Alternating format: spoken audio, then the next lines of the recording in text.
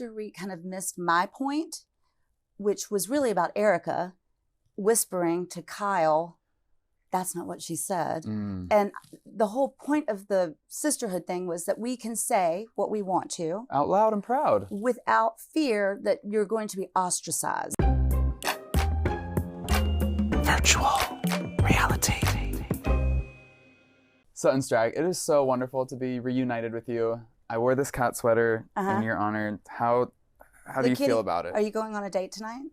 Yeah, actually I am. Are you? Yeah, me and my husband, we have a little date night planned. So do you think he'll be into it? Yeah. He actually hates this sweater. So do you have a message for my husband as someone who is also a hater of cat sweaters? But does he hate cats? Yes. He does, I know. And he claims to be allergic. Have I ever met him? I don't know. I don't know that you should. Yeah, I think that's going to happen soon because I've got words for him. All right. Well, let's get into your dating life. Okay. Because obviously that's a date is where you wear a cat sweater. And we saw on this latest episode of Beverly Hills that you had a thing for Theo, the captain of the yacht. But I heard that he unfortunately has a girlfriend. Captain Theo is taken. Okay. Yes, I know. Well, it happens. I hope the girlfriend's not mad at me. I feel like she's definitely not happy with you. Well, I'm sorry. Okay, you had a message for my husband. Do you have a message for Theo's girlfriend? You know, Theo he did not cross any lines. Okay, that's good. You know, she's safe. Okay, so what was in the text message? Because he texted you. Was it to say, sorry babe, I got a girlfriend? Basically, well, he said it was very nice meeting you. You know, you're a beautiful girl. You know, I think I would have loved to have gone on a date with you. Unfortunately, I have a girlfriend.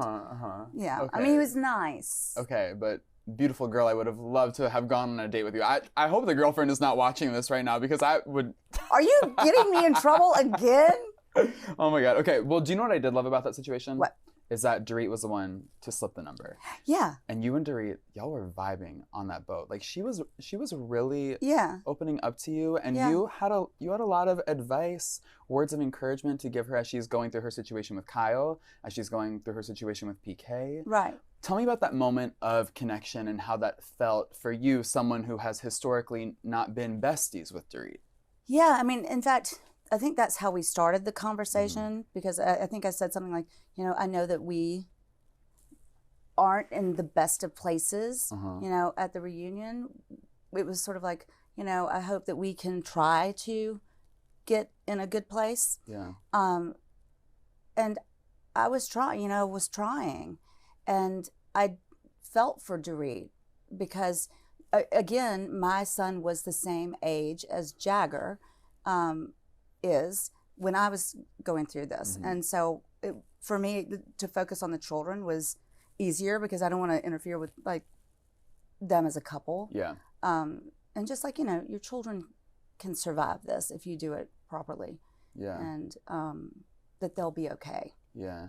And with the Kyle of it all, it seemed like at the dinner when Dorit was explaining, you know, I did this, I said this, and then I was punished. That resonated with you because you had experienced the same behavior. Right. And Kyle and I had spoken about that a couple of days before the trip where, you know, the cutoff when you don't hear from Kyle and she doesn't call you. And Kyle acknowledged it, and which I really liked. We had such a good moment, Kyle and I, in that conversation. So that's why I was like, I think this is workable, Dorit. Just she's recognized it with me. I think she'll recognize it with you. And she did recognize it at the table, which Dorit looked very shocked at. It seemed like that was what Dorit was looking for. Yeah, I think it is what Dorit was looking for, and I think Kyle also had realized at that point, like she wants her friends around her right now, and in this point of the show, and you know, I don't think I was great the season before. And so I really wanted to work on my relationship with Kyle and be there for her. And so that conversation that Kyle and I had was really important. And so I just wanted to say, look, y'all can do this too. Right. We do see in the trailer, though, that you say, I'm not going to bow at the altar of Kyle Richards. I recently caught up with Kyle at Bravo Fan Fest. I asked her about it, and she seemed to be very confused. She was a little shocked when she saw it play out in the trailer. Yeah. What context can you give us? What were you talking about? Is there an altar? Because I might worship. It is a metaphor But, you know, I love to speak in metaphor. Yes. But later in the season, I get frustrated. Okay. And, you know, people tell me a lot, you let Kyle get away with everything. And I think that's what I was kind of referring to. Like, I'm not going to let this slip. I'm going to speak to her about this and be strong. So, you know, it was like me kind of giving myself a pep talk. Okay. And that's the metaphor that came out. It kind of seems like Dorit is in that same place of not letting Kyle get away with whatever she thinks she's letting her get away with. But you were, I think, in support of that energy. But then when we get on the Sprinter van, yeah, where the devil lives, where the devil does reside in the Housewives universe. Why do you think it got to that point? Was there something that the audience missed? Like, was there a moment before the Sprinter van that created tension? Because it just seemed like Dorit flipped a switch on you. Well, yeah. Well, I was a mess. I could not find my driver's license, and I could not find my American Express card. Okay. And I was about to go on a trip to Houston, and needed to get to my plane in LA, and you know, so I get like worked up, and I think that Dorit kind of missed my point, which was really about Erica whispering to Kyle, that's not what she said. And the whole point of the sisterhood thing was that we can say what we want to. Out loud and proud. Without fear that you're going to be ostracized. Because that part is where I always kind of have a problem, because I've said things and then a group will turn on me. And we've seen that with me a lot. And, you know, I just want all of us to be able to say what we feel and without this looming fear that we're going to not be spoken to. And that was kind of the point. And so when Erica did the whisper, I wanted to bring it up, and that's where I was going. It had nothing to do with what Dorit had said. It's like, and I think somebody in the van said, this is a safe space. Like, we want that. We want to be able to talk and have arguments. It's okay if we argue, but without kind of this judgment put on us. Is there more arguing that is to happen between you and Dorit? Does it get worse? Does it ever get better? Where are we now? Well, I think a fire was lit. Okay, have we extinguished it? I think we're going to have to wait and see on that one. Okay, all right. Well, when it comes to Dorit and Kyle, before we wrap up, they're both in ambiguous places in their marriages. And you had mentioned to Kyle, I think you should just file. As someone who's been through this myself, I think you should file. What do you think of the way that they both are just living in this sort of nebulous, of separation?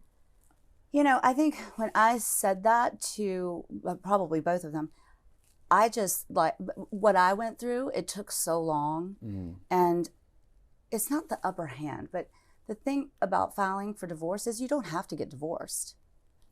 That's not where it has to end, but you've started it. Right. And I think it, as women, it puts us more in a control position.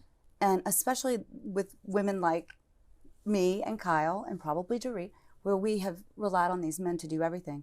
It kind of puts us in the driver's seat more. And I, thinking back, would have liked that. Are there any dangers in waiting too long to file? Well, you know, in California, there's all these crazy laws, but you want a good attorney. You want the best attorney. You want a better attorney. Okay. I don't know. You just want to get your stuff. Right. You want to have the upper hand. Well, you want to have everything organized. Do you think there's a world where Dorit could get back with PK and Kyle could get back with Mo? I have no clue. I have no idea. Yeah. I really don't. I don't know. I don't understand it. Well, we'll hopefully understand as the season progresses. You're like, I still don't think we're going to understand. I don't know. You know, I don't. It's their business. And all right. Well, what I know I wish the best for both of them, really. I think, you know, at the end of the day, you just want to be content in your life and find joy.